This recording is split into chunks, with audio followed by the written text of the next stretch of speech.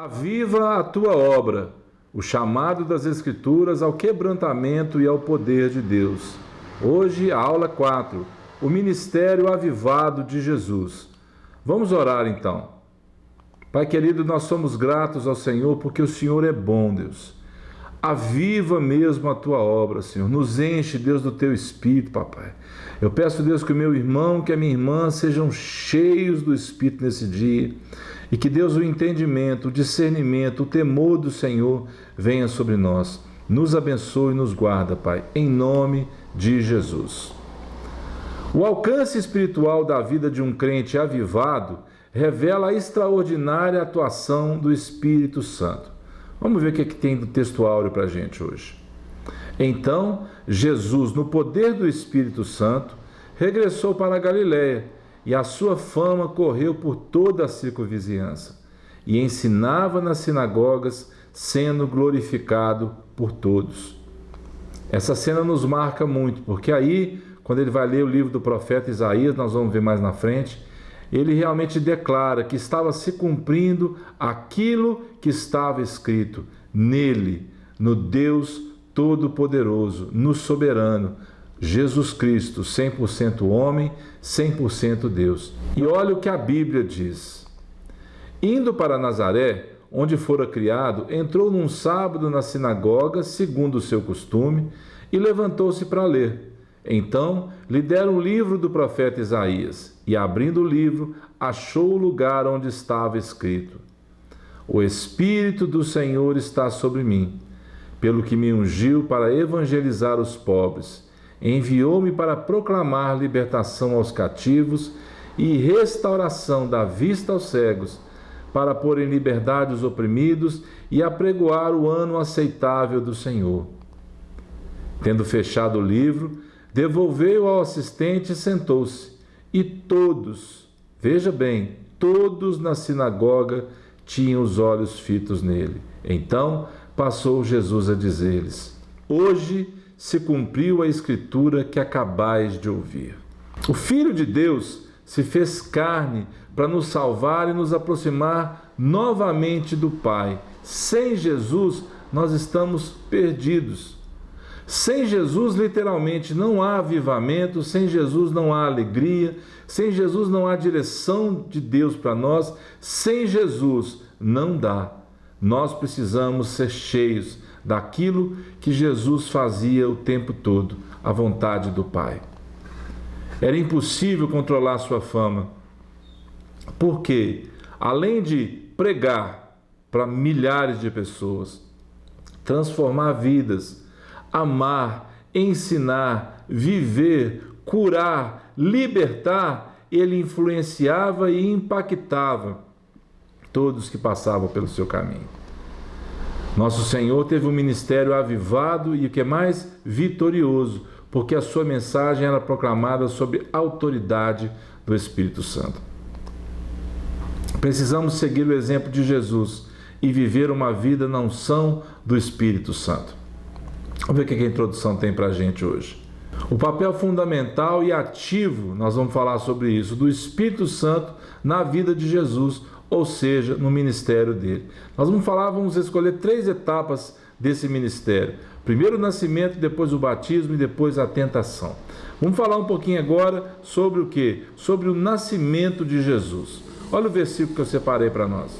Respondeu-lhe o anjo, está falando para Maria: Descerá sobre ti o Espírito Santo e o poder do Altíssimo te envolverá com a sua sombra. Por isso também o ente santo que há de nascer será chamado Filho de Deus. Está lá em Lucas capítulo 1.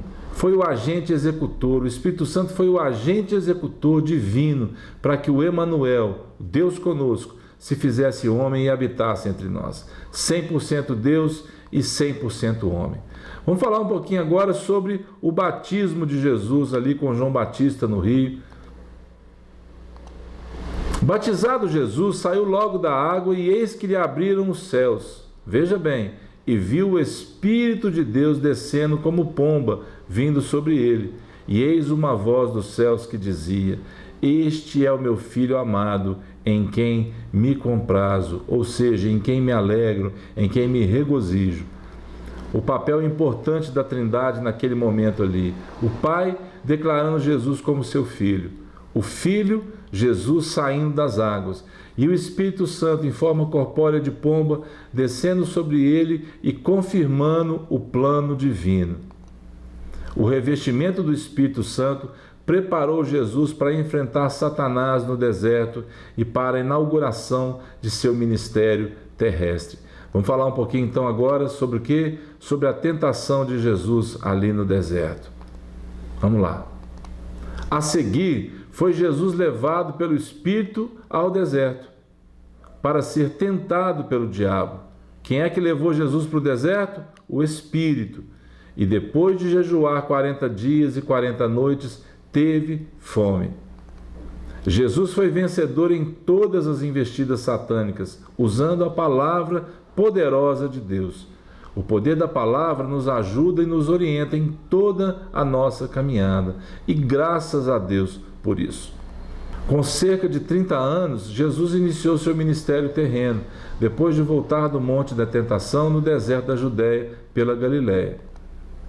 Jesus é a figura-chave no derramamento do Espírito Santo. Depois de levar a efeito a redenção mediante a cruz e a ressurreição, Jesus subiu ao céu. De lá, juntamente com o Pai, ele derramou e continua derramando o Espírito Santo em cumprimento a qual promessa? A promessa profética de Joel. Jesus era disciplinado, tinha uma vida com hábitos saudáveis, respirava e vivia debaixo da graça do Pai. O Salvador foi o exemplo máximo de intimidade com Deus, todos os dias buscando cumprir sua vontade. Vamos falar um pouquinho sobre a vida de oração de Jesus, como é que ele se comportava diante das situações e o que nós sabemos que ele fazia, buscava o Pai em oração. Por isso, sempre um ministério vitorioso.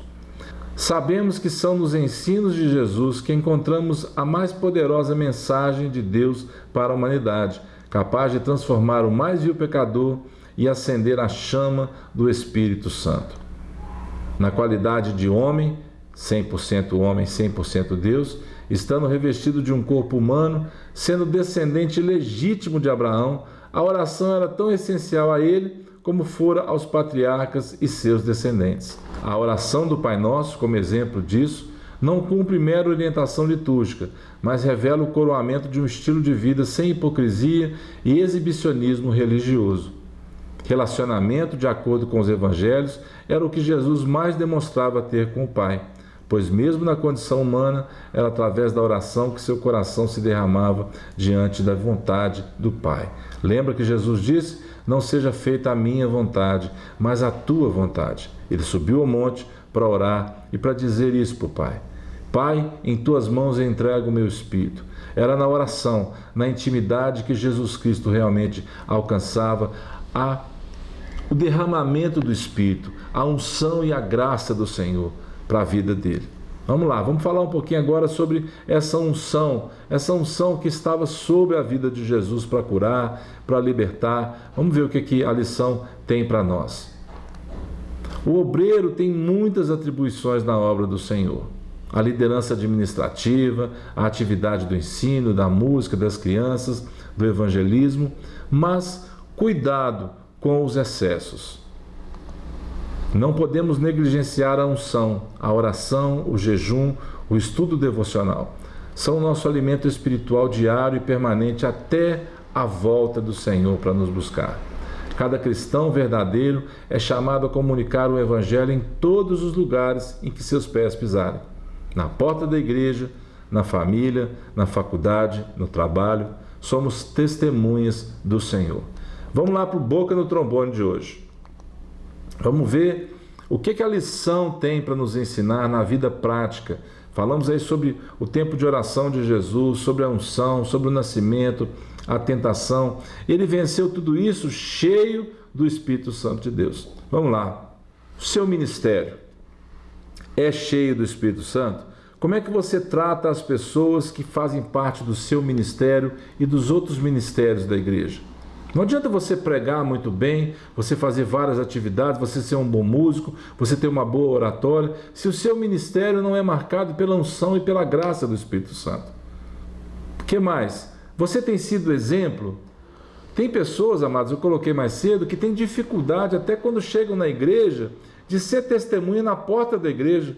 Às vezes uma pessoa está pedindo alguma coisa, tem uma necessidade, a pessoa passa para outra pessoa resolver aquilo. Ela nem conversa com aquela pessoa, porque está na porta da igreja, porque está atrasado para o culto, porque... Cuidado com esse ativismo. Cuidado com as coisas que tiram você da graça e da unção do Senhor. Será que você tem buscado unção para a sua vida diária? Na sua família, aonde você vai, no sacolão, na padaria, nos comércios perto da sua casa? Como é que as pessoas te veem? Como é que as pessoas se relacionam com você? A lição fala muito sobre isso, porque Jesus ele estava debaixo da unção e da graça do Espírito Santo. Você está disposto a deixar as coisas deste mundo para exclusivamente servir o Senhor? Isso é o Boca do Trombone de hoje. Que você possa pensar nessas coisas que eu te perguntei. Como tem sido o seu ministério, como tem sido o seu exemplo de vida, como tem sido realmente a unção que tem vindo sobre a sua vida. E o que mais? Se você está disposto a abrir mão dessas coisas. Pense nisso. Vamos lá para a conclusão. Vamos ver o que a lição vai trazer para a gente. Ora, se o Senhor Jesus, sendo Deus, foi ungido pelo Espírito Santo para desenvolver o seu ministério, por que conosco seria diferente? Vivamos, pois, uma vida de serviços na causa do Mestre, de modo que o Espírito Santo confirme a nossa vocação. Amém, queridos? O ministério avivado do Senhor Jesus é porque fica claro para nós a unção de Deus que estava sobre ele. Esse versículo de Isaías fala: o Espírito do Senhor Deus está sobre mim, porque ele me ungiu para pregar as boas novas aos quebrantados, a levar um óleo de alegria ao invés de pranto, levar liberdade para os cativos, a pregoar o ano aceitável do Senhor. Tudo isso debaixo da unção. Atos diz que Jesus andava desfazendo as obras do mal e fazendo o bem, pregando o reino de Deus. Seja um agente transformador na vida das pessoas. Você precisa do Espírito Santo. A lição quer dizer isso para nós. Jesus tinha um ministério vitorioso porque ele dependia 100% do Pai em tudo aquilo que ele fazia. Muitas vezes nós achamos que a nossa forma de fazer é a melhor, o nosso jeito, a nossa habilidade natural. Não seja assim. Busque direção de Deus, busque graça, busque unção do Espírito Santo sobre a sua vida. E eu tenho certeza que você vai ser um cristão vitorioso, uma cristã vitoriosa em tudo que você empreender a fazer.